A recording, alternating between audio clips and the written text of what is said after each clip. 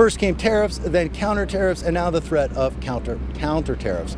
On Wednesday, the EU announced that new tariffs would be going in place against the U.S., including a 50% tariff on American whiskey. That in response to Trump's global 25% tariff on steel and aluminum. Well, in an early Thursday morning rant on social media, President Trump threatened to put in place a 200% tariff on European champagne, wine, and other alcoholic beverages.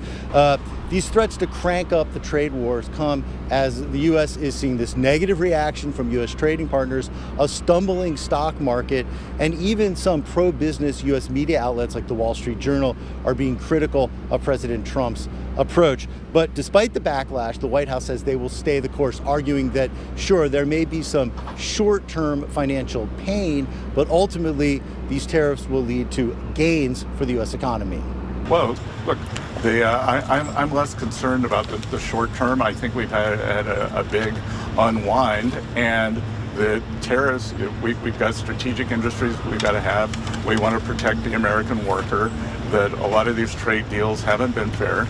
Meantime, U.S. Secretary of State Marco Rubio in Canada Thursday for a G7 foreign ministers meeting. He had a one-on-one meeting with Canada's Foreign Minister Melanie Joly. Joly had said that she plans on bringing up the U.S. tariffs. It is very likely that the other G7 members will also express their displeasure with President Trump's tariffs. Now, beginning Thursday, Canada put in place its own retaliatory tariffs on about $21 billion worth of U.S. goods. But Canada avoided an additional 25% tariff on its steel and aluminum after Doug Ford, the Premier of Ontario, walked back a threat to raise the price of electricity for some U.S. consumers.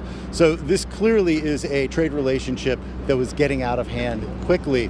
So Ford agreed to back down from that electricity price increase, instead coming here to meet with the U.S. Commerce Secretary and other members of President Trump's trade team. Ultimately, they would like a new trade deal, but for now, their first mission is to lower the temperature in this relationship between two neighbors.